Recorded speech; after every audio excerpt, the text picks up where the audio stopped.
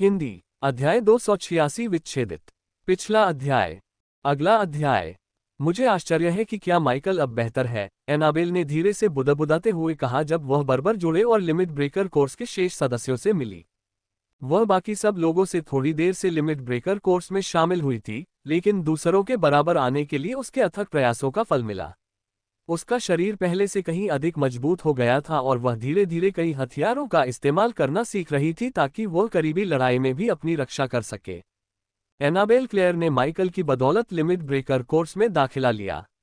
उसने सोचा था कि प्रशिक्षण सत्रों के दौरान उसकी मुलाकात माइकल से होगी और उसने उसकी मदद के लिए उसे धन्यवाद देने की योजना बनाई थी, लेकिन माइकल अचानक कुछ हफ्तों के लिए गायब हो गया। उसे यह जानने में काफी समय लगा कि ओरिजिन एक्सपेंस में माइकल बुरी तरह घायल हो गया था और उसकी मानसिक स्थिति बहुत खराब थी। ठीक होने के बाद माइकल ओरिजिन एक्सपेंस में प्रवेश करने के लिए अस्पताल से निकल गया। आज वह वापस आ गया था। वह स्टारनेट मैसेंजर पर ऑनलाइन था। मुझे पक्का नहीं पता, शायद उसे थोड़ा और समय चाहिए, कालेब ने थोड़ी बेबसी से जवाब दिया। वह आमतौर पर दूसरों से ज्यादा बात नहीं करता था, लेकिन जब एनाबेल ने माइकल का जिक्र किया तो उसने कुछ कहना जरूरी समझा। आखिर सिर्फ उसे और उसकी बहन को ही पता था कि असल में क्या हो रहा है। बाकी लोगों को लगता था कि ओरिजिन एक्सपेंस में हुए एक बड़े युद्ध से माइकल प्रभावित हुआ है, लेकिन बात सिर्फ इतनी ही नहीं थी। कालेब के शब्द चारों ओर गूंज उठे, तभी ज़ीक लविता ने छात्रों का ध्यान अपनी ओर खींचा। प्रशिक्षण हॉल से कुछ दूर एक स्थान पर नजर जाते ही उसकी विषमरंग आंखों में हल्की सी चमक आ गई। माइकल वहां जैन जुड़वा भाइयों से बात कर रहा है, ज़ीक ने निगरानी मीनार की ओर इशारा करते हुए कहा, और फिर बोला, मुझे नहीं पता था कि वह उनसे परिचित है। जैन परिवार काफी उलझा हुआ है, बेहतर होगा कि वह उनसे दूर रहे। ज़ेक को माइकल नापसंद नहीं था, लेकिन वह उसे अपना दोस्त भी नहीं मानता था। वह माइकल और उसके दोस्तों पर सिर्फ इसलिए ध्यान देता था क्योंकि लिंकन की उनके बारे में अच्छी राय थी। अगर लिंकन न होता तो ज़ेक यहाँ आता ही नहीं। ज़ेक की बात सुनकर कालेब, एनाबेल और बर्बर दंपति पहरेदार मीनार की ओर मुड़े। उनके सुनहरे बाल और आकर्षक कपड़ों के कारण वे जैन जुड़वा भाइयों को आसानी से पहचान सकते थे। उनके सामने खड़ा युवक इसके विपरीत सादा दिख रहा था। मुझे पूरा यकीन है कि माइकल का उनसे कोई लेना देना नहीं है। वह तो उस व्यक्ति के काम में बहुत व्यस्त है। कालेब ने बोलना शुरू किया लेकिन अचानक रुक गया और वाक्य पूरा होने से पहले ही चुप हो गया। जो भी हो, मैं माइकल को यहाँ खींच लाऊंगा। अब जब वह वापस आ गया है तो शायद मैं उसे मुकाबले में हरा सकूं। फ्रेडरिक ने अपने ऊपर पड़ रही नापसंदगी भरी निगाहों को अनदेखा करते हुए घोषणा की। ये तो बहुत ही घटिया बात है, जानते हो, लेकिन मैं माइकल को यहाँ घसीट कर लाने से सहमत हूँ। जैन जुड़वा भाई अपने बाकी परिवार की तरह ही धूर्त और बदमाश हैं, लिंकन ने वॉचटावर की ओर दौड़ते हुए कहा। कालेब और बाकी लोग बिना किसी हिचकिचाहट के लिंकन के पीछे पीछे चल दिए। उन्हें निगरानी मीनार तक पहुंचने में ज्यादा समय नहीं लगा, लेकिन वे तुरंत माइकल और जैन जुड़वा भाइयों से नहीं मिले। उन्होंने उनकी बातें सुनी और कुछ पलों के लिए वहीं जम गए। उनकी आंखों में अविश्वास साफ झलक रहा था। उन्हें पूरा यकीन था कि उन्होंने जैन जुड़वा बच्चों की बात गलत सुनी है, क्योंकि उन्हें विश्वास ही नहीं हो रहा था कि कोई इतना नीच काम कर सकता है। लेकिन उनके कान धोखा नहीं खा रहे थे। कोई गलतफहमी नहीं थी। जैन जुड़वा बच्चों ने ठीक वही कहा था जो दूसरों ने सुना था। ये तो काफी मजेदार है ना? छोटे जुड़वा भाई ने बड़े जुड़वा भाई से मुस्कुराते हुए पूछा। पहले उसकी बहन की मौत हुई, फिर उसके माता पिता ने उसे छोड़ दिया, और फिर उसके भाई की भी बुरी तरह से मौत हो गई। ये तो बहुत ही मजेदार है। जैन परिवार के छोटे जुड़वा भाई ने जोर से हंसना शुरू कर दिया। तभी लंबे जुड़वा भाई ने माइकल की गहरी आंखों में घूरना शुरू कर दिया। लगता है तुम्हारी किस्मत में अकेले मरना लिखा है और तुम्हारे सभी प्रियजन तुम्हें छोड़ देंगे। शायद तुम पर कोई श्राप है, और अगर तुम होते ही नहीं तो तुम्हारा भाई मरता ही नहीं। ये सुनकर कालेब के होंठ खुल गए। माइकल के भाई की मौत की खबर सिर्फ उसे ही पता थी, और वह भी सिर्फ एलिस की वजह से। एलिस को भी इसके बारे में सिर्फ इसलिए पता चला क्योंकि उसने सरकारी एआई सेवा के साथ लॉर्ड आईडी के लाइव अपडेट को सेट करने में माइकल की मदद की थी। जैन जुड़वा भाइयों के उपहास से भरे शब्दों को सुनकर कालेब को बहुत गुस्सा आया। भले ही वह माइकल को भाई की तरह प्यार न करता हो, लेकिन वह जानता था कि माइकल एक अच्छा इंसान था जो कभी गलत काम नहीं करता था। माइकल भले ही सामाजिक तौर पर उतना कुशल न हो और उसमें कुछ कमियां भी हों, लेकिन वह एक सच्चा इंसान था। इसलिए किसी को माइकल और उसके परिवार के बारे में इस तरह बात करते सुनकर कालेब भड़क उठा।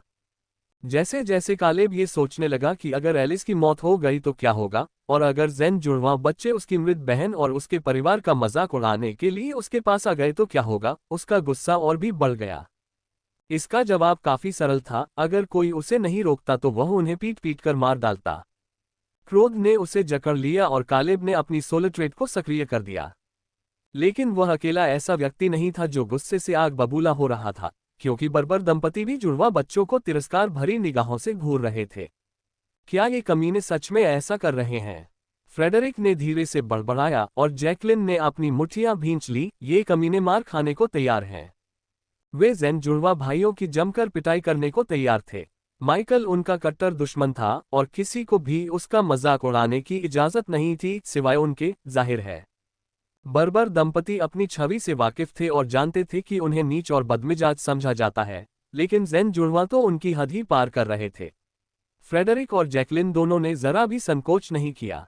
उन्होंने भी माइकल की मदद करने के लिए अपनी सोलर ट्रेड्स को सक्रिय कर दिया ताकि इन दोनों बदमाशों को सबक सिखाया जा सके। लेकिन इससे पहले कि कोई कुछ कर पाता, चांदी के रंग के 4 अर्धचंद्राकार ब्लेड चौंकाने वाली गति से हवा में से गुजरे। यहां तक कि जीक, जो थोड़ा ऊब जाने के कारण समूह के पीछे पीछे चल रहा था, भी उन 4 चांदी के ब्लेडों के मार्ग को मुश्किल से ही देख पाया।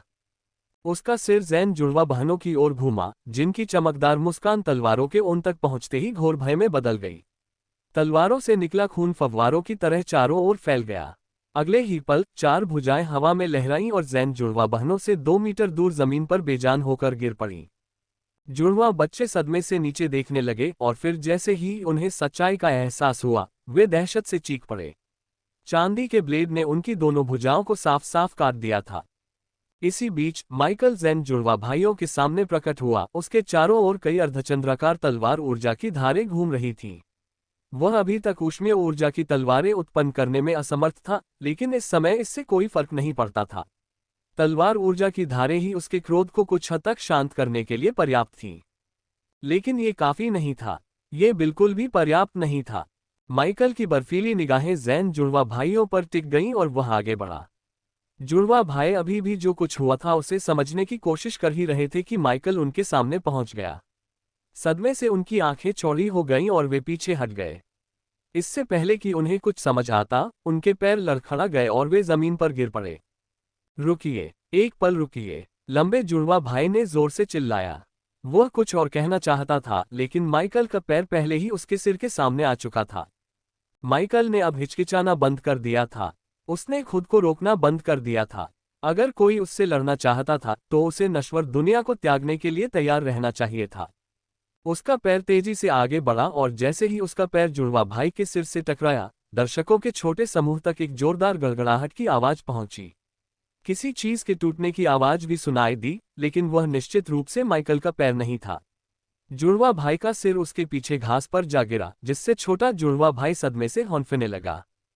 हमें मत मारो, प्लीज, हमने तो बस वही किया है जो हम करते आए हैं। उसने बोलना शुरू किया ही था कि पहरेदार मीनार के पीछे से एक तेज आवाज आए और उसकी बात अधूरी रह गई। अंततः उस तीसरी निगाह का स्रोत, जो पूरे समय माइकल पर टिकी हुई थी, खुद को उजागर कर दिया।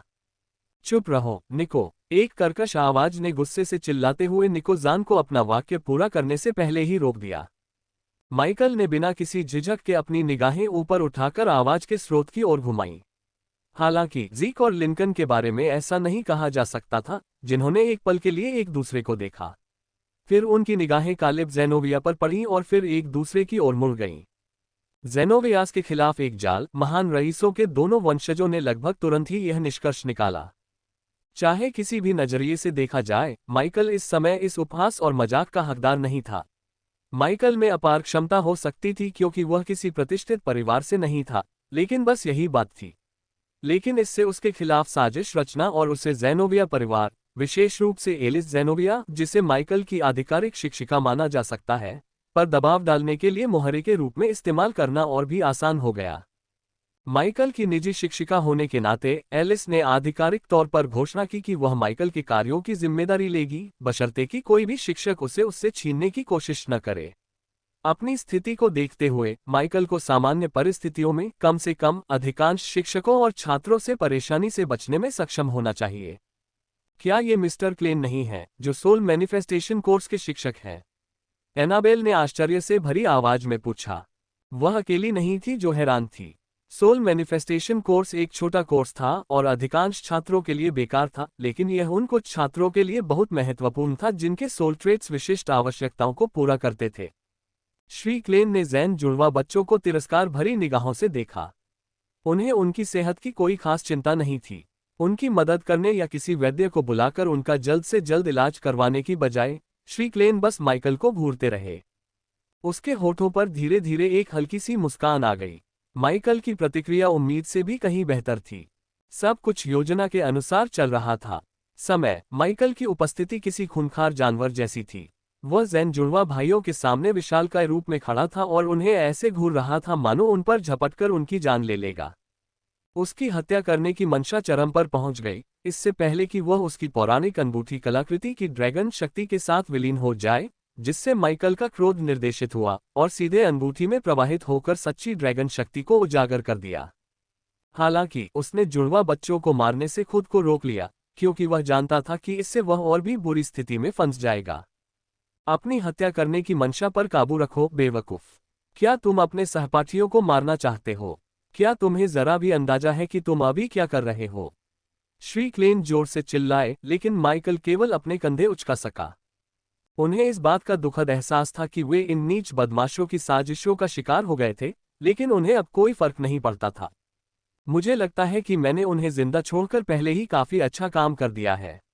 वे मरे नहीं हैं। अभी तक तो नहीं, माइकल ने ठंडे लहजे में जवाब दिया और मिस्टर क्लेन की निगाहों से बचने की जहमत भी नहीं उठाए। क्यों न तुम बकवास करना बंद करो और किसी वैद्य को बुलाओ, वरना अगर उनके हाथ दोबारा नहीं जुड़ पाए तो गलती तुम्हारी होगी। या फिर तुम मेरे साथी बनना चाहते हो? बेझिझक मेरे साथ आ जाओ। माइकल ने आंखें घुमाई और मुंह फेर लिया। उसे लगा कि उसका गुस्सा अभी पूरी तरह शांत नहीं हुआ है, लेकिन बेहतर होगा कि वह सैफाइलेक मिलिट्री अकादमी के शिक्षक से झगड़ा न करे। ये स्पष्ट था कि सैफाइलेक मिलिट्री अकादमी के परिसर में जैन जुड़वा भाइयों पर हमला करने के कारण वह पहले ही काफी मुसीबत में फंस चुका था। जैसे ही वह मुड़ा, माइकल ने कालेब, बर्बर दंपति और बाकी सभी को देखा। उनकी निगाहें बार बार उसके चेहरे और उसके चारों ओर घूम रही तलवार की ऊर्जा से भरपूर धारों पर टिकी हुई थी। माइकल ने अपने होठों पर जबरदस्ती मुस्कान नहीं लाई। इसके बजाय उसने शांत भाव से अपने दोस्तों को देखा। माइकल के चारों ओर घूमती तलवारें देखकर कालेब दंग रह गया, लेकिन जल्दी ही उसने खुद को संभाला। उसने अपनी क्रिस्टल घड़ी निकाली और मेडिकल टीम को बुलाया। जब तक माइकल के हमले से जुड़वा बच्चों को कोई स्थायी नुकसान नहीं होता, तब तक सब ठीक था। कालेब को पूरा भरोसा था कि उसकी बहन इस समस्या को जल्दी ही सुलझा लेगी और माइकल को कोई गंभीर सजा नहीं मिलने देगी। बस एक ही बड़ी समस्या थी, मिस्टर क्लेन। कालेब जानता था कि श्री क्लेन जैन जुड़वा बहनों को पढ़ाते थे, लेकिन आत्मा प्रकटीकरण पाठ्यक्रम के शिक्षक का परिसर के इस हिस्से में होना असामान्य था। वास्तव में न तो जैन जुड़वा बहनों को और न ही श्री क्लेन को इस हिस्से में होना चाहिए था। उनके यहाँ होने का कोई कारण नहीं था। मिस्टर क्लेन की मुस्कान डरावनी थी। उसे देखकर कालेब को जी मिचलाने लगा। साथ ही माइकल के बेकाबू गुस्से ने भी हालात को और जटिल बना दिया। क्या तुम्हें लगता है कि तुम एलिस के शिष्य हो, इसलिए तुम कोई खास हो? सैफाइलेक मिलिट्री अकादमी में कोई भी तुम्हारे भाई की मृत्यु के कारण तुम पर दया करने के लिए बाध्य नहीं है। अपना अहंकार छोड़ो और वास्तविकता को स्वीकार करो। तुम्हारा भाई मर चुका है। जब श्री क्लेन ने देखा कि माइकल जाने ही वाला है तो वह चिल्लाए। योजना एकदम सही थी, लेकिन श्री क्लेन को लगा कि स्थिति और भी बिगड़ सकती है। इसलिए उन्होंने वहीं से शुरुआत की जहां जैन जुड़वा भाइयों ने छोड़ा था। ये सुनकर कालेब ने अपनी आंखें सिकोड़ लीं। उसने एक बार फिर अपनी क्रिस्टल घड़ी देखी और ठंडे स्वर में कहा, 2 छात्रों और 1 शिक्षक का इलाज करने के लिए पर्याप्त संख्या में एक टीम भेजो। 1 शिक्षक? क्या हुआ? कॉल के दूसरी तरफ मौजूद चिकित्सक ने उलझन में पूछा, लेकिन कालेब ने कोई जवाब नहीं दिया। बस वही करो जो मैं कहता हूं, उसने दृढ़ता से कहा। उसकी आवाज में आज्ञा पालन की मांग थी। फिर उसने कॉल काट दी और माइकल को घूरने लगा, जो अभी भी सोच में डूबा हुआ था। उसकी आंखों में क्रोध स्पष्ट था, लेकिन वह खुद को रोक रहा था। 2 छात्रों के हाथ काटना पहले से ही काफी मुश्किल काम था। जैसे ही माइकल कोई फैसला लेने वाला था, जिक की आवाज सुनाई दी। जब तुमने शुरू ही कर दिया है तो जारी रखो। इस कमीने की जमकर पिटाई करो। अपने बचपन के दोस्त की बातें सुनकर लिंकन की दाहिनी भौं ऊपर उठ गई। ये तो वाकई चौंकाने वाली बात है, उसने कहा, जिस पर ज़ीक ने कंधे उचकाते हुए कहा, चूंकि उन्हें लगा कि वह एक आसान निशाना है, तो क्यों ना वह इस मौके का फायदा उठाकर एक मिसाल कायम करे। उसे सबको दिखाना चाहिए कि अगर आप गलत व्यक्ति से पंगा लेते हैं तो क्या होता है। लिंकन ने यह सुनकर मुस्कुरा दिया। तो आपको लगता है कि माइकल एक तीसरे स्तर के साहसी से निपट सकता है? क्या आपने हमेशा यही नहीं कहा था कि माइकल? उसने हल्के से सिर हिलाते हुए सोचा। ज़ेक के विचार समझ से परे थे। उसके मन में क्या चल रहा था और वह कुछ लोगों के बारे में क्या सोचता था, ये समझना मुश्किल था। वह ज्यादा बोलता नहीं था और न ही वह अपने मिलनसार स्वभाव के लिए जाना जाता था। इसके विपरीत वह हद से ज्यादा ईमानदार था, यहाँ तक कि अपनी राय व्यक्त करते समय वह कभी कभी बेबाक भी हो जाता था। ज्यादातर समय वह बेवजह या झूठ की कोई बात नहीं कहता था। लिंकन अपने दोस्त के बारे में सोच रहा था, तभी ज़ीक की बातें सुनकर माइकल के पैरों तले जमीन खिसक गई। गुस्से से भरा होने के कारण वह अपने दोस्तों पर ज्यादा ध्यान नहीं दे पा रहा था, लेकिन ज़ीक के शब्द सुनकर माइकल पूरी तरह सहमत हो गया। मिस्टर क्लेन भले ही तीसरे स्तर के साहसी हों, लेकिन वह अकेले थे और उन्होंने बचाव करने की जहमत भी नहीं उठाए। इस प्रकार माइकल ने अपने पैर मजबूती से जमीन पर जमा लिए, अपनी निगाहें सिकुड़ी और अपने शिक्षक की आंखों में गहराई से देखा। अब तक माइकल ने एलिस के बारे में कभी कुछ नहीं कहा था और न ही यह सारा बवाल उसके द्वारा दूसरों से अपने नुकसान पर सहानुभूति जताने की मांग करने के कारण हुआ था। श्री क्लेन स्पष्ट रूप से जैन जुड़वां भाइयों की तरह ही उससे झगड़ा करने और उसे भड़काने की कोशिश कर रहे थे। वे आपस में जुड़े हुए हैं। क्या उनके परिवार एलिस के खिलाफ साजिश रच रहे हैं? मुझे सबसे कमजोर कड़ी बनाकर उसे नुकसान पहुंचा रहे हैं। माइकल को एलिस के लिए थोड़ी सी दया आ रही थी क्योंकि वह उसे मुसीबत में घसीट रहा था, लेकिन इस समय उसे इसकी परवाह नहीं थी। क्या आपको नहीं लगता कि आप नौसिखियों से झगड़ा करने के लिए कुछ ज्यादा ही बूढ़े हो गए हैं? क्या एक शिक्षक को ऐसा ही व्यवहार करना चाहिए? वैसे भी देखने में तो आप इन नौसिखियों के हाथों की कठपुतली से ज्यादा कुछ नहीं लगते। शायद ऐसे में झगड़ा करना ठीक ही है, माइकल ने व्यंग्य करते हुए कहा। उसकी आंखें अब भी बर्फ की तरह ठंडी थीं। हालांकि उसने अभी तक मिस्टर क्लेन पर हमला नहीं किया था, कम से कम शारीरिक रूप से तो नहीं। भले ही ज़ीक ने कहा था कि उसे मिस्टर क्लेन की जमकर पिटाई करनी चाहिए, माइकल फिर भी सैन्य अकादमी में एक शिक्षक को पीटने से हिचकिचा रहा था। उसे नहीं पता था कि एक शिक्षक पर हमला करने से कितनी मुसीबत खड़ी हो सकती है। वह पहले ही जैन जुड़वा बच्चों को मारने से खुद को रोक चुका था, इसलिए वह मिस्टर क्लेन पर हमला करने से भी खुद को रोक सकता है। लेकिन श्री क्लेन इसे यही नहीं छोड़ना चाहते थे। माइकल के उपहास भरे शब्दों को सुनकर शिक्षक क्रोधित हो गए। वे माइकल जितने धैर्यवान और दृढ़ नहीं थे और तुरंत भड़क उठे। उसका चेहरा लाल हो गया और उसकी पीठ से सफेद धुंध निकलने लगी। फिर भी इससे पहले कि मिस्टर क्लेन अपनी पूरी सोलट्रेट का इस्तेमाल करते, उन्हें कुछ ऐसा याद आया जिससे उन्हें हल्की हंसी आ गई। पवित्र रेगिस्तान था ना? उसने हंसते हुए पूछा। उसका नाम क्या था? आदिम? नहीं, आदिम पिरामिड। कितनी खूबसूरत लेकिन भयानक जगह थी। माइकल की आंखें चौड़ी हो गईं। वह मिस्टर क्लेन को खाली निगाहों से घूरने लगा। उसे कैसे पता चला? प्राइमडेवल पिरामिड पवित्र रेगिस्तान के गुप्त क्षेत्र में स्थित था। गुप्त क्षेत्र के बारे में बहुत कम लोगों को पता होना चाहिए, प्राइमडेवल पिरामिड के बारे में तो और भी कम। माइकल का खून खौलने लगा और उसके पूरे शरीर के बाल खड़े हो गए। क्या आप जानते हैं? उसने अपने भाई की याद में भावुक होकर कांपती आवाज में कहना शुरू किया, और तभी श्री क्लेन की मुस्कान और चौड़ी हो गई। मैं तो बस एक मोहरा हूं, है ना? एक मोहरे को कैसे पता चलेगा कि तुम्हारे भाई की मौत कैसे हुई? श्री क्लेन ने माइकल की बात काटते हुए कहा। माइकल की दुखती रग पर चोट करने के बाद उनके चेहरे पर और भी बड़ी मुस्कान आ गई। अच्छा, मोहरे भी कुछ दिलचस्प जानकारी हासिल कर सकते हैं। क्या तुम्हें ऐसा नहीं लगता? जैसे ही श्री क्लेन के मुंह से ये शब्द निकले, माइकल के पैरों तले जमीन हिल गई। माइकल ने सहज रूप से अपने पूरे निचले शरीर पर कई परतों वाले 5 स्टार एनहेंसमेंट का इस्तेमाल करते हुए अपने पैरों को जमीन से ऊपर उठाया। उसकी गति चौंकाने वाली तेज थी और अगले ही पल वह श्री क्लेन के सामने प्रकट हो गया। उसका बायां हाथ तेजी से आगे बढ़ा और मिस्टर क्लेन के सिर की ओर बढ़ा, जबकि उसकी सोल ट्रेट माइंड रीडर पूरी तरह से सक्रिय हो गई थी। माइकल को अब अपने खिलाफ रची जा रही साजिशों की कोई परवाह नहीं थी, न ही इस बात की कि मिस्टर क्लेन एक Tier 3 एडवेंचरर और सैफायर एक मिलिट्री अकादमी में शिक्षक थे। उसकी एकमात्र इच्छा ये जानने की थी कि श्री क्लेन को प्राइमडेवल पिरामिड के बारे में कैसे पता चला, किसने बताया और उन्हें इसके बारे में और क्या क्या जानकारी थी। उसकी उंगलियां मिस्टर क्लेन के माथे तक पहुंचने ही वाली थी कि तभी वह किसी कठोर चीज से टकरा गया। उसकी उंगलियां पीछे हट गईं, जिससे माइकल को मजबूर होकर अपने शरीर के चारों ओर घूम रही तलवार की ऊर्जा की धारें छोड़नी पड़ी। स्वॉर्ड क्यूई ब्लेड्स ने उसके पहले हमले में मदद के लिए तेजी से आगे बढ़कर हमला किया, लेकिन मिस्टर क्लेन ने पहले ही प्रतिक्रिया दे दी थी। उन्होंने माइकल का हाथ झटक दिया और अपने सोलट्रेड को स्वॉर्ड क्यूई ब्लेड से निपटने दिया। फिर वह तेजी से आगे बढ़ा और माइकल के पेट में सीधे और जोर से मुक्का मारा। माइकल के विपरीत उसने जरा भी संकोच नहीं किया और अपनी पूरी ताकत से माइकल को मुक्का मारा, जिससे वह कई मीटर हवा में उछल गया।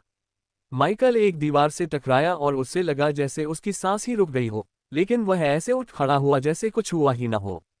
उसने अपने होठों के कोने से टपकते खून को अनदेखा किया और श्री क्लेन तथा अपने पीछे प्रकट हुए कवचधारी योद्धा को साहपूर्वक घूरता रहा। ये श्री क्लेन का सोलट्रेड कवचधारी योद्धा था, जिसने उनकी आत्मा को एक मार्शल आत्मा में विकसित कर दिया था, जिसे युद्ध में सहायता के लिए उनके शरीर के बाहर प्रकट किया जा सकता था। लेकिन माइकल ने बख्तरबंद योद्धा पर जरा भी ध्यान नहीं दिया।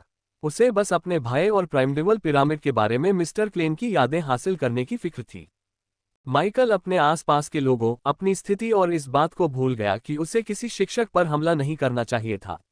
उसे सैफाइल मिलिट्री अकादमी में अनुशासन भंग नहीं करना था और न ही मर्यादा भंग करनी थी।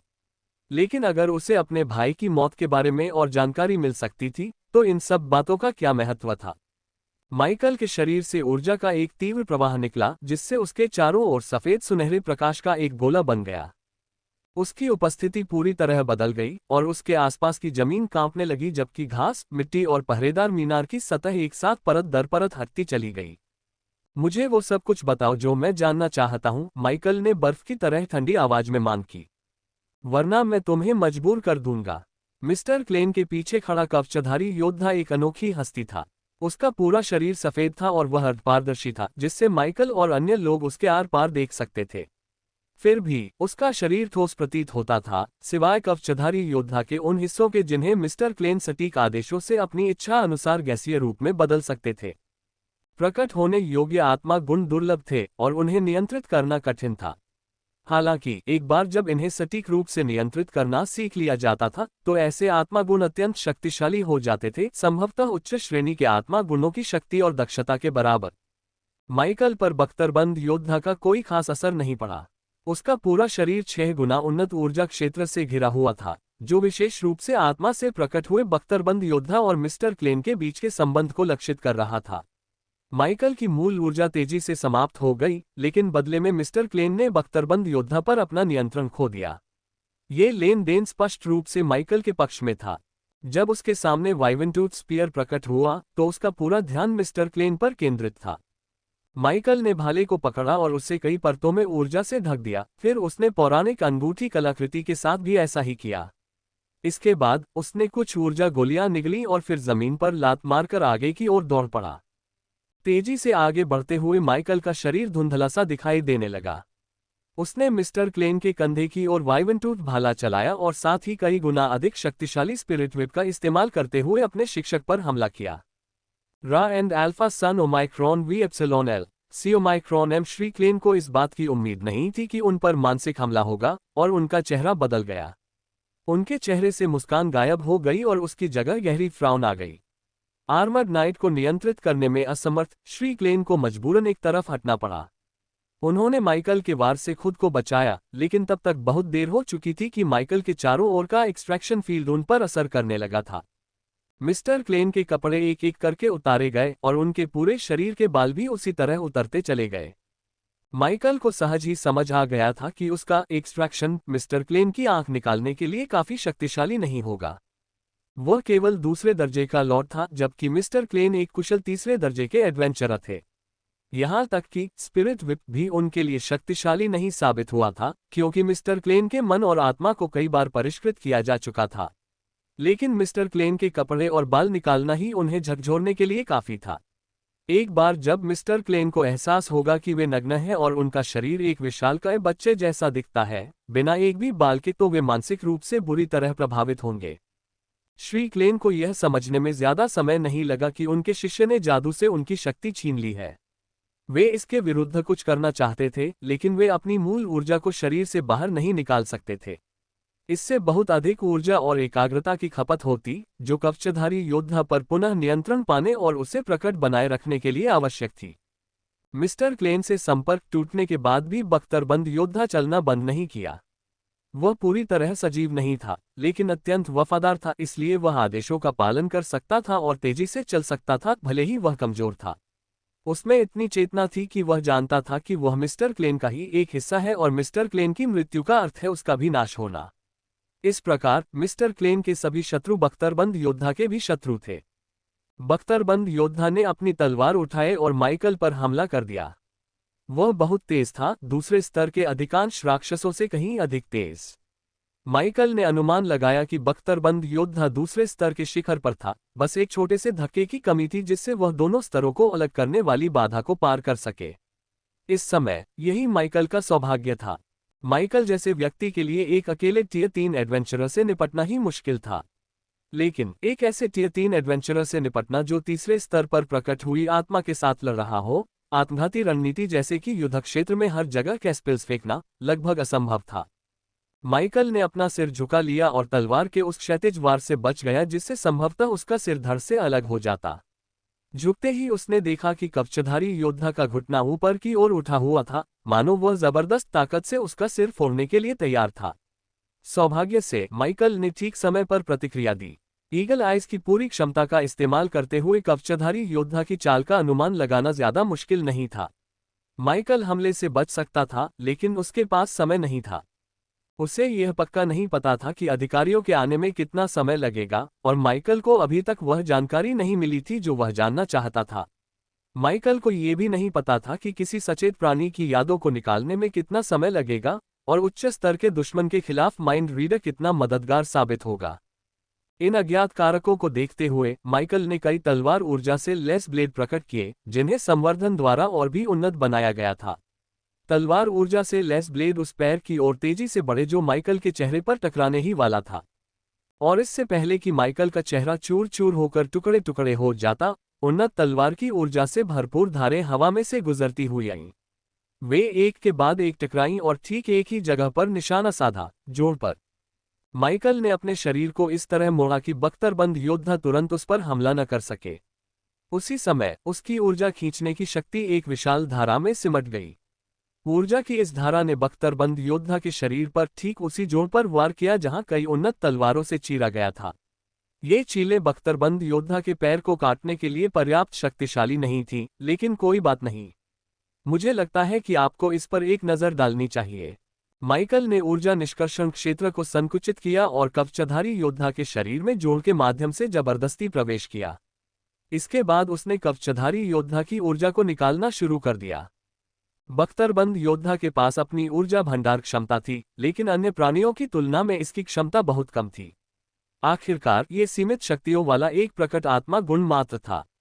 हालांकि इसकी भंडारण क्षमता कम थी और केवल इसके ठोस रूप को बनाए रखने और अपने आक्रमण को बल देने के लिए मूल ऊर्जा की एक नगण्य मात्रा का उपयोग करके लड़ने के लिए पर्याप्त थी। बख्तरबंद योद्धा की ऊर्जा भंडार क्षमता उसके स्वामी श्री क्लेन के साथ साझा की जाती थी।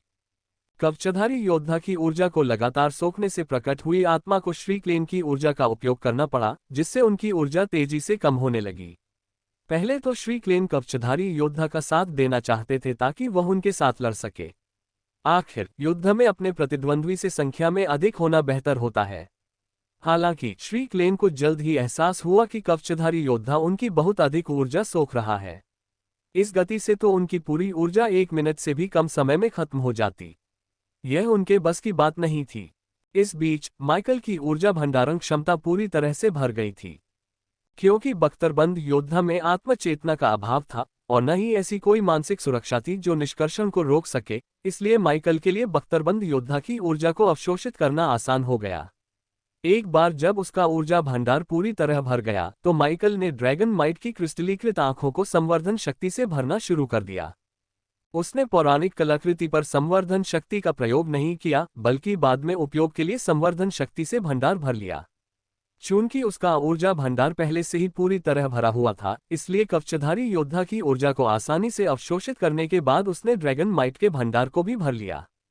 जब माइकल ने देखा कि बख्तरबंद योद्धा के चारों ओर की चमकदार झिलमिलाती रोशनी फीकी पड़ रही है, तो उसका ध्यान उससे हट गया। उसने अपना ध्यान मिस्टर क्लेन की ओर मोड़ा, जो उसके बगल में प्रकट हुए थे।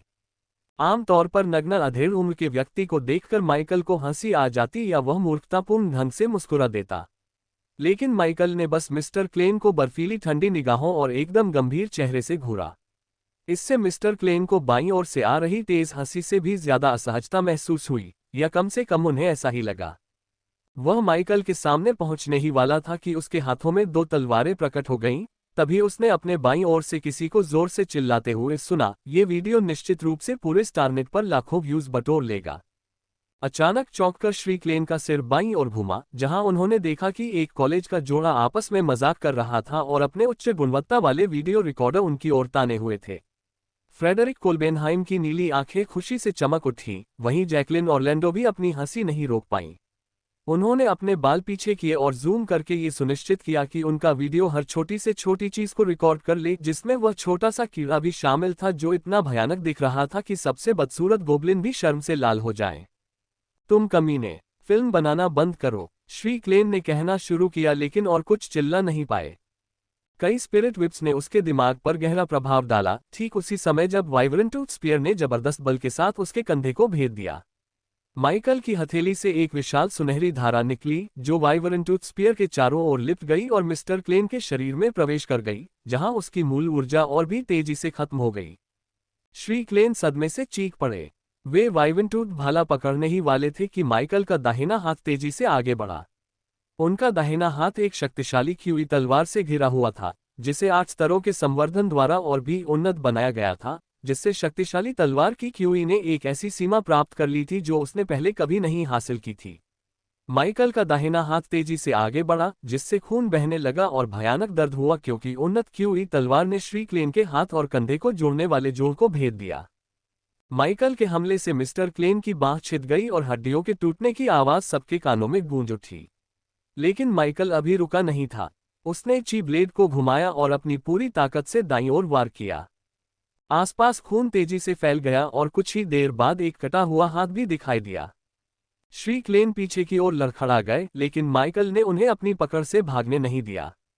क्रोध से आवेशित होकर माइकल ने एक्सट्रैक्शन की सुनहरी धाराओं का एक और विस्फोट किया और दूसरे स्थान से श्री क्लेन पर आक्रमण कर दिया। अगले ही क्षण माइकल ने मिस्टर क्लेन की मूल ऊर्जा को और भी तेजी से सोखना शुरू कर दिया, साथ ही साथ उनकी मानसिक सुरक्षा परत को धीरे धीरे नष्ट करते हुए उनकी जीवन शक्ति को भी धीरे धीरे खत्म कर दिया। अंततः श्री क्लेन एक कुशल योद्धा नहीं थे। वे भले ही तीसरे स्तर के साहसी हों, लेकिन ये स्पष्ट था कि उन्होंने वर्षों से ओरिजिन एक्सपेंस में लड़ाई नहीं लड़ी थी। उनका अभ्यास समाप्त हो चुका था और उनकी चाल धीमी थी। टेरोस और टैक लेक जैसे लॉर्ड्स के लिए श्री क्लेन से निपटना आसान होता अगर उनके पास उनका बख्तरबंद योद्धा न होता। बख्तरबंद योद्धा युद्ध में बेहद शक्तिशाली था, और अगर 6 स्टार एक्सट्रैक्शन को 5 स्टार एनहेंसमेंट से 6 गुना बढ़ाया न गया होता, तो माइकल को मैनिफेस्टेशन टाइप सोलट्रेट से निपटना बहुत मुश्किल होता। उसकी युद्ध क्षमता दूसरे स्तर के शिखर पर थी, और आखिरकार वह तीसरे स्तर तक पहुंचने ही वाला था। कई उन्नत ची तलवारों से बख्तरबंद योद्धा को मामूली चोट पहुंचाने के बाद माइकल ने युद्ध का रुख पलट दिया। उसने योद्धा की क्षीण चेतना को वश में कर लिया और उसकी सारी ऊर्जा सोख ली, जिससे योद्धा और श्री क्लेन दोनों ही मुश्किल स्थिति में फंस गए। वास्तविक युद्ध में कमजोर होने के कारण श्री क्लेन माइकल से सीधे मुकाबले के लिए केवल बख्तरबंद नाइट पर ही निर्भर थे। हालांकि माइकल से कुछ मिनट तक लड़ने के बाद बख्तरबंद नाइट की अधिकांश ऊर्जा समाप्त हो गई। इससे श्री क्लेन मुश्किल में पड़ गए, जिसका एकमात्र उपाय बख्तरबंद नाइट को वापस बुलाकर स्वयं हमला करना था। दुर्भाग्यवश स्वाभिमानी स्वभाव के कारण बर्बर दंपत्ति की चीख पुकार ने श्री क्लेन का ध्यान भटका दिया। उन्हें अपने शत्रु के सामने नग्न होने में कोई आपत्ति नहीं थी। शत्रु को हराना ही नग्न होने की बात को छुपाने के लिए काफी होता। लेकिन आसपास खड़े लोगों द्वारा की जा रही वीडियो रिकॉर्डिंग श्री क्लेन को स्वीकार्य नहीं थी, और यहीं से श्री क्लेन की हार तय हो गई। अभ्यास की कमी उनकी हार का कारण नहीं थी। श्री क्लेन माइकल का डटकर मुकाबला कर सकते थे। वर्षों के अनुभव से सीखे कुछ गुरों का इस्तेमाल करके श्री क्लेन आसानी से माइकल को हरा सकते थे। लेकिन उनके अहंकार और अपने प्रतिद्वंदी की शक्तियों और छल कपट को कम आंकने के कारण ही उन्हें हार का सामना करना पड़ा। माइकल के एक्सट्रैक्शन द्वारा उनकी जीवन शक्ति को भेदने पर श्रीक्लेन जमीन पर बुरी तरह गिर पड़े। उनके दिल में भय की एक लहर दौड़ गई और उनके चेहरे पर थोड़ी उलझन के भाव दिखाई दिए। माइकल की आंखों में सुनहरी चमक थी, जो गर्माहट और सुकून का संचार करती प्रतीत होती थी। फिर भी श्रीक्लेन को वह गर्म सुनहरा रंग बर्फ की तरह ठंडा लगा। उन्होंने माइकल की आंखों में क्रोध और घृणा देखी, और जान से मारने का इरादा भी। क्या वह सचमुच मुझे मार डालेगा? ये लड़का पागल है, श्रीक्लेन ने मन ही मन चीखा। राप डी अल्फा एस नोवेल सियोमाइक्रोन एम वे सैफायल एक मिलिट्री अकादमी में थे और वह एक शिक्षक थे। एक छात्र की हिम्मत कैसे हुई उन्हें जान से मारने की? इससे कोई फर्क नहीं पड़ता कि मिस्टर क्लेन एक जाने माने शिक्षक नहीं थे और उनकी युद्ध क्षमता उनके स्तर की तरह सबसे निचले पायदान पर थी। फिर भी वह एक शिक्षक थे और उनका सम्मान किया जाना चाहिए, चाहे उन्होंने कुछ भी कहा या किया हो। लेकिन शिक्षक होने से उसे कोई खास मदद नहीं मिलने वाली थी। जैसे ही श्रीक्लेन ने प्राइमर्डिवल पिरामिड का जिक्र किया, माइकल ने खुद को मुसीबत और उपहास के घेरे में ले लिया। माइकल ने अब पीछे हटने के बारे में सोचना भी बंद कर दिया। दरअसल वो तब तक हार नहीं मानेगा जब तक उसे मनचाही जानकारी नहीं मिल जाती, भले ही इसका मतलब ये हो कि उसे अकादमी परिसर के बीचों बीच एक शिक्षक को प्रताड़ित और अपमानित करना पड़े और उसे सबके सामने तमाशा बनाना पड़े। माइकल के पागलपन भरे चेहरे को निसंकोच देखते हुए श्रीक्लेन को अंततः एहसास हुआ कि उन्होंने बहुत बड़ी गलती कर दी है। जैन जुड़वा बच्चों पर हुए निर्मम हमले के समय से ही उन्हें आशंका थी। माइकल ने भले ही कहा हो कि जुड़वा बच्चों को आसानी से ठीक किया जा सकता है, जो कि सच था, लेकिन माइकल ने फिर भी सैन्य अकादमी के पवित्र नियमों का उल्लंघन किया था। क्या उसे अपने कार्यों के परिणामों का डर नहीं था? इस समय श्रीक्लेन को स्पष्ट रूप से पता चल गया था कि माइकल को कोई परवाह नहीं थी। हो सकता है कि वह पहले अपनी भावनाओं को दबा रहा हो, लेकिन अब वह अतीत की बात हो गई थी। आखिर किसने कहा कि एलिस का छात्र भोला भाला और कमजोर है? किस बेवकूफ ने हमें यह आदेश दिया? माइकल को वाइवेंटूड भाला उठाते हुए देखते हुए मिस्टर क्लेन मन ही मन चिल्ला रहे थे। उसने भाले की धार को श्रीक्लेन के कंधे में घुमाकर और अधिक क्षति पहुंचाई, फिर उसे बाहर निकाल लिया। इसके बाद उसने उस हथियार को वापस युद्ध प्रतीक में रख दिया और पौराणिक अंगूठी में संग्रहित संवर्धन शक्ति से उन्नत मन पाठक शक्ति का प्रयोग किया। उसी क्षण उसने अंगूठी की जादुई शक्ति का पूरा इस्तेमाल किया। माइकल के क्रोध और हत्या के इरादे के साथ मिलकर ड्रैगन की शक्ति ने मिस्टर क्लेन पर गहरा प्रभाव डाला। डर और निराशा का बीज बहुत पहले ही मिस्टर क्लेन के दिल में बोया जा चुका था, लेकिन अब वह एक विशाल कांटेदार पौधे में बदल गया था जो उन्हें अंदर से चीर फाड़ कर देना चाहता था। माइकल को घूरना ऐसा लग रहा था मानो किसी खूंखार राक्षस को घूर रहे हो जो उन्हें टुकड़े टुकड़े कर देने वाला हो। पिछले 10 वर्षों में पहली बार श्रीक्लेन को लगा कि यमराज धीरे धीरे उनके करीब आ रहे हैं। उनका शरीर बुरी तरह कांप रहा था, लेकिन माइकल निर्दयी था। उसका बायां हाथ तेजी से आगे बढ़ा और श्रीक्लेन के सिर को कसकर पकड़ लिया। अब मुझे प्राइमर्डिवल पिरामिड और मेरे भाई की मौत के बारे में सब कुछ बताओ जो तुम जानते हो।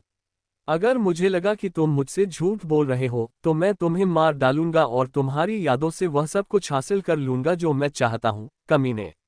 माइकल गुर्राया और साथ ही एक्सट्रैक्शन और माइंड रीडर दोनों शक्तियों का इस्तेमाल करता रहा।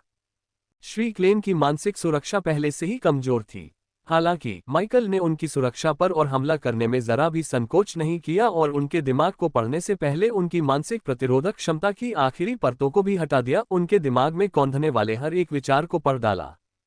मैं जान से हाथ नहीं धोना चाहता हूँ। कृपया शिक्षकों को आने दीजिए।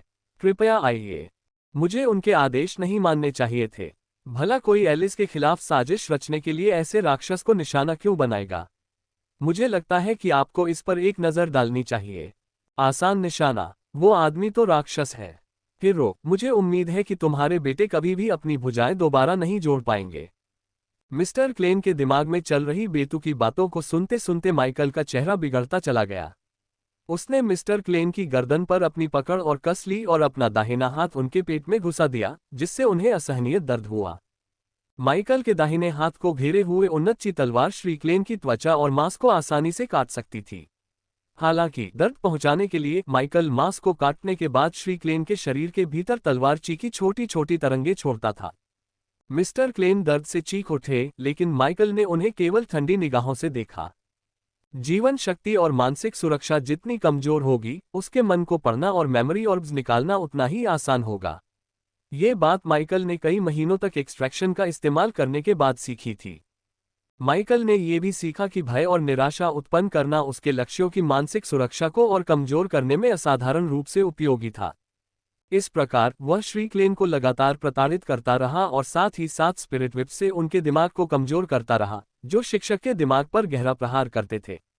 मिस्टर क्लेन और माइकल दोनों के लिए 1 मिनट भी अनंत काल जैसा लग रहा था। माइकल उपयोगी जानकारी जुटाने की कोशिश कर रहा था, वहीं मिस्टर क्लेन केवल भय और पीड़ा से चीख रहे थे। उनकी आवाज हर पल कमजोर होती जा रही थी, जिससे उपयोगी और स्पष्ट जानकारी का प्रवाह और भी कम हो रहा था। माइकल ने दांत पीसकर मिस्टर क्लेन को थप्पड़ मार दिया ताकि वह अपनी रणनीति बदल दे। उसने शिक्षक की जीवन शक्ति और मूल ऊर्जा का दोहन बंद कर दिया। इसके बजाय उसने श्री क्लेन की यादों को निकालने के लिए 6 गुना उन्नत निष्कर्षण तकनीक का उपयोग किया, विशेष रूप से प्राइमडेवल पिरामिड और डैनियल फॉन्ट से संबंधित जानकारी पर ध्यान केंद्रित किया। अब तक माइकल को पता चल चुका था कि छोटे कुलीन घराने के मुखिया हिरोजान ने पिछले 10 सालों से श्री क्लेन को एक मिशन सौंपा हुआ था। माइकल को पहले लगा कि हिरोजान किसी न किसी तरह उसके भाई की मौत से जुड़ी घटनाओं में शामिल है, लेकिन जल्द ही उसे एहसास हुआ कि हिरोजान भी महज एक मोहरा था। फर्क सिर्फ इतना था कि हिरोजान का पद श्री क्लेन से ऊंचा था और उसे ये जानकारी निचले दर्जे के मोहरों तक पहुंचाने का मिशन सौंपा गया था।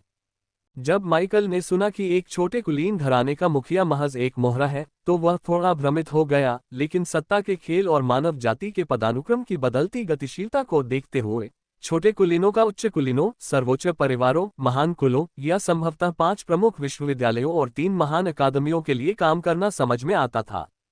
माइकल को राजनीति में कभी दिलचस्पी नहीं थी, लेकिन वह समझ गया था कि वह पहले से ही किसी गंदी राजनीति में घसीटा जा रहा है। जैसे ही माइकल ने एलिस के व्यक्तिगत प्रशिक्षण स्वीकार किए, उसने अप्रत्यक्ष रूप से सत्ताधारियों के खेल में एक मोहरा बनने की स्वीकृति दे दी। सवाल सिर्फ ये था कि वह किस तरह का मोहरा था।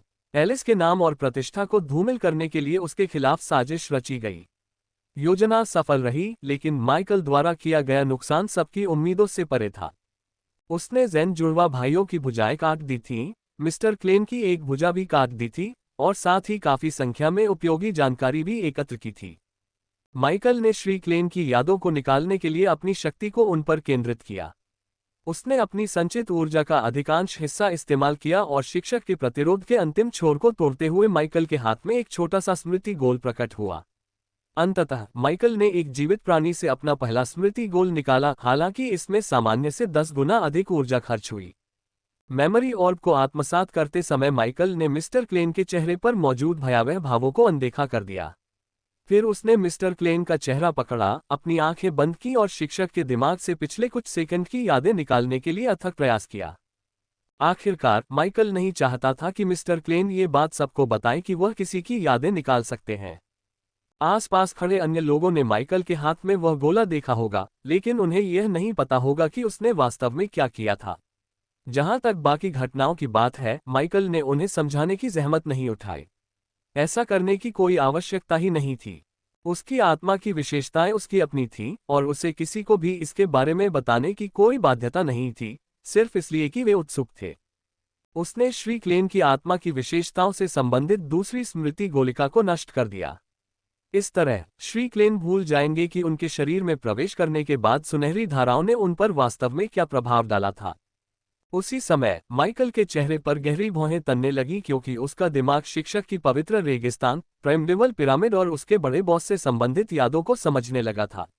मिस्टर क्लेन की जानकारी और यादों को पूरी तरह से समझने के बाद माइकल ने गहरी भौहें चढ़ा ली।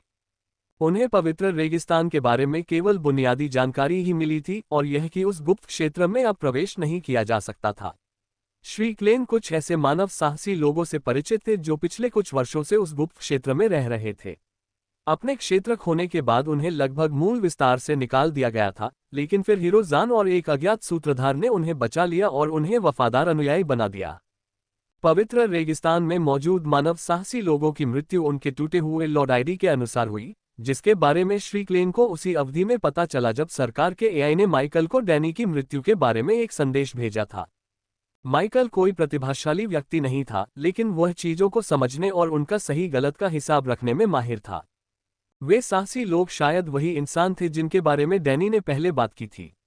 उसके इलाके में मुट्ठी भर ही साहसी इंसान थे और वे सब उसके लिए काम करने लगे थे।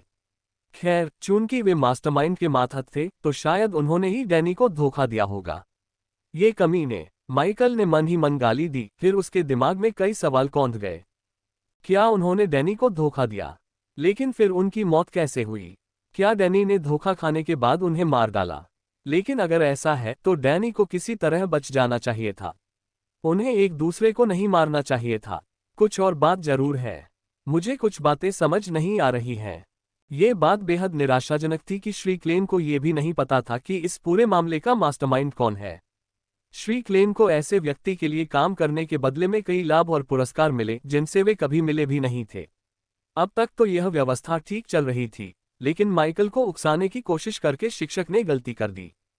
माइकल के क्रोध और उसके खराब क्रोध प्रबंधन को कम आंकना श्री क्लेन की सबसे बड़ी गलती थी। उन्हें ऐसा नहीं करना चाहिए था। अपने पैरों के पास जमीन पर लेटे हुए मिस्टर क्लेन को देखते हुए माइकल नीचे झुका और जोर से घूंसा मारा। वह मिस्टर क्लेन को जान से मार देना चाहता था क्योंकि वह निकम्मा था और उसने जाल बिछाया था। जैन जुड़वा भाइयों और मिस्टर क्लेन को उसे उकसाने का आदेश दिया गया था। संभवतः उन्हें माइकल को इतना क्रोधित करने का निर्देश दिया गया था कि वह खुद को रोक न सके। वह योजना कारगर साबित हुई, उनकी उम्मीद से कहीं बेहतर। माइकल ने अपना आपा खो दिया और अपने 2 सहपाठियों और एक शिक्षक को गंभीर रूप से घायल कर दिया। उनकी योजना के नतीजे अच्छे निकले, बल्कि जरूरत से ज्यादा अच्छे। तीनों के टूटे हुए हाथ, जो अपने ही खून के तालाब में पड़े थे, इस बात का पुख्ता सबूत थे। ये सोचकर हैरानी होती है कि ज़ेनोबिया परिवार की योजनाओं को लेकर दूसरे लोग इतने चिंतित हैं।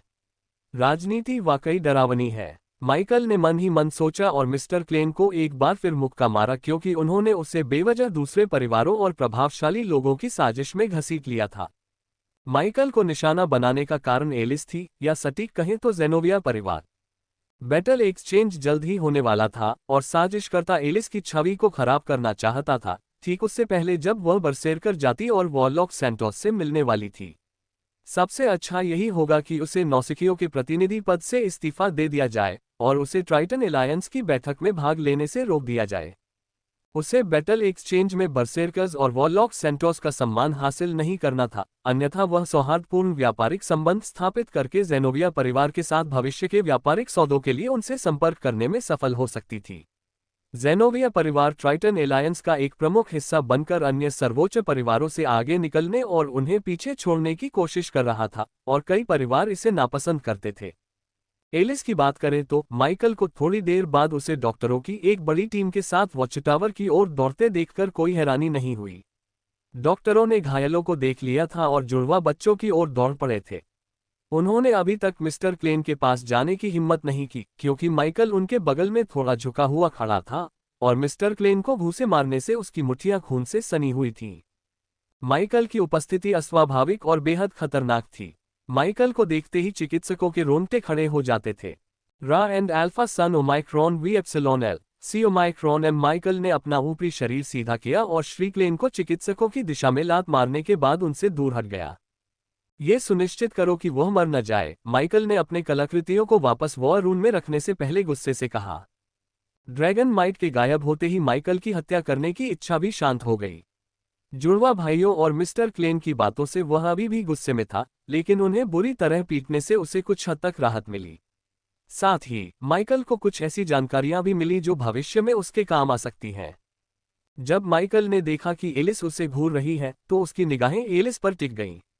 जैसे ही वह करीब आए, उसकी आंखों में अविश्वास और हैरानी के भाव झलक रहे थे। एलिस की आंखों में चिंता देखकर माइकल भी हैरान रह गया। उसके लिए एक साथ इतनी सारी भावनाएं दिखाना दुर्लभ था, खासकर इसलिए क्योंकि वह आमतौर पर किसी के बारे में या किसी भी चीज के बारे में इतनी चिंतित नहीं रहती थी, शायद अपने परिवार को छोड़कर। कालेब और बाकी लोगों ने भी एलिस को देखा। उसे माइकल की तरफ देखते देख कालेब खुद को रोक नहीं पाया। वह दौड़कर उसके पास गया और एक आम आदमी के नजरिए से स्थिति समझाने लगा, इस उम्मीद में कि एलिस माइकल पर झगड़ा करने के लिए गुस्सा नहीं होगी। मुझे लगता है कि आपको इस पर एक नज़र डालनी चाहिए। लेकिन माइकल को ऐसा करने की जरूरत महसूस नहीं हुई। वह अपने कमरे में वापस जाकर नहाना चाहता था। उसके शरीर और कपड़ों पर लगा खून उसे घृणा से भर रहा था। आखिरकार ये श्री क्लेन का खून था। शिक्षक को देखना ही उसे जी मिचलाने के लिए काफी था, ऐसे में शरीर पर लगे इस घिनौने खून के साथ इधर उधर घूमना तो दूर की बात थी। लेकिन माइकल के हिलने से पहले ही उसने एलिस की उपदेशात्मक आवाज सुनी, जिससे वह इस समय तक बहुत परिचित हो चुका था। ये सब सुनने के बाद तुमने कुछ नहीं किया। तुमने कहा था ना कि तुम माइकल के दोस्त हो। कम से कम उन बेवकूफ बदतमीज लड़कों ने सब कुछ रिकॉर्ड कर लिया। तुमने देखने के अलावा और क्या किया? एलिस ने अपने भाई को इतनी जोर से कोसा कि सब सुन सकें। चिकित्सक अचरज से ऊपर देखने लगे। उन्हें याद नहीं आ रहा था कि उन्होंने एलिस को कभी इतनी ऊंची आवाज में बोलते सुना हो। उन्हें बहुत आश्चर्य हुआ, खासकर ये देखकर कि वह अपने छोटे भाई को उपदेश दे रही थी। एलिस एक सख्त शिक्षिका थी, उसे भावहीन होने के कारण फ्रोजन डचेस के नाम से जाना जाता था, लेकिन लोग ये भी जानते थे कि वह अपने भाई को बहुत लाड प्यार करती थी, सिवाय प्रशिक्षण के समय के। उसे इस हालत में देखना बिल्कुल अप्रत्याशित था। तब मैं क्या करता? इन कमीनों की बातें सुनने के बाद मैं उसे रोकना नहीं चाहता था। जहां तक मिस्टर क्लेन की बात है, उन्हें कोई पसंद नहीं करता। उन्हें भी मार पड़नी ही चाहिए थी। कालेब ने दबे स्वर में जवाब दिया। कालेब के पीछे खड़े अन्य छात्रों ने सहमति में सिर हिलाया। अगर जीक ने लिंकन को रोका न होता, तो पेड्रा परिवार का वंशज खुशी खुशी माइकल के साथ मिलकर मिस्टर क्लेन और जैन जुड़वा भाइयों की जमकर पिटाई कर देता। क्या तुम बेवकूफ हो? तुमने उसे न रोककर अच्छा किया। लेकिन मेरा मतलब वो नहीं था। तुम्हें इन तीनों बदमाशों की पिटाई करने में उसकी मदद करनी चाहिए थी। एलिस ने जुड़वा बच्चों और मिस्टर क्लेन की ओर इशारा करते हुए कहा, जिनकी चोटों का इलाज चल रहा था। चिकित्सा दल तीनों घायलों को उठाने के लिए हवा में तैरने वाले स्ट्रेचरों का उपयोग करने में व्यस्त था। तीनों की भुजाओं के ठूंठों को उन अत्याधुनिक बक्सों में सुरक्षित रख रहा था जो कटे हुए अंगों को संरक्षित करने के लिए आविष्कार किए गए थे, और एक विशेष धुंध छोड़ रहा था जिससे भुजा ठीक हो जाएगी और शरीर से पूरी तरह से जुड़ जाएगी। लेकिन जैसे ही चिकित्सा दल जाने ही वाला था, उन्होंने एलिस की बात सुन ली। उनकी आंखें चौड़ी हो गईं और उन्होंने दोबारा एलिस की ओर देखा। हालांकि इस बार एलिस ने भी उनकी ओर देखा। उसकी उत्तेजित अभिव्यक्ति पुनर्तः निर्मल भाव में परिवर्तित हो गई थी। अगर मेरी तरफ देखते हुए इनकी मौत हो गई, तो मैं तुम सबको जिंदा जला दूंगी। अगर तुम में से किसी ने भी गड़बड़ की, तो मेरी छात्रा इसकी जिम्मेदारी नहीं लेगी, उसने भयंकर गुस्से में कहा, जो डॉक्टरों को मुश्किल से सुनाई दे रहा था। वे घबराकर जल्दी से वहां से चले गए। जब तक एलिस ने बेचारे डॉक्टरों को डराकर भगाया, तब तक माइकल थोड़ा शांत हो चुका था। वह कालेब और एलिस के करीब आया और उनकी निगाहों में देखने लगा। लगता है मैंने तुम्हें कुछ परेशानी दी है, माइकल ने सीधे सीधे कहा। उसकी आंखों में जरा भी पछतावा नहीं था। लेकिन मैं इसके लिए माफी नहीं मांगूंगा। अगर उन्होंने मुझे तुम्हारी सबसे कमजोर कड़ी न चुना होता, तो वे जरूर कालेब को निशाना बनाते। वो उनके जाल में फंस जाता, चाहे मैं न भी फंसा होता। एलिस को पहले से ही शक था कि जल्द ही कुछ होने वाला है। पिछले कुछ हफ्तों से बाकी परिवार बहुत शांत थे। ऐसा लग रहा था मानो वे चुपचाप ज़ेनोविया परिवार को ट्राइटन गठबंधन का एक महत्वपूर्ण हिस्सा बनने देने पर सहमत हो गए हों। आखिर ये तो साफ था कि कालेब बैटल एक्सचेंज में कमाल करेगा। ज़ेनोविया भाई बहन अपनी युवा, शक्तिशाली और प्रतिभा के कारण बरसेकर और वॉरलॉक सेंटोर का सम्मान अवश्य प्राप्त करेंगे। लेकिन जहां एक तरफ एलिस कालेब को गुंडों और घटिया राजनीति से बचाने के लिए उस पर पूरा ध्यान दे रही थी, वहीं दूसरी तरफ वह माइकल पर ध्यान देना भूल गई।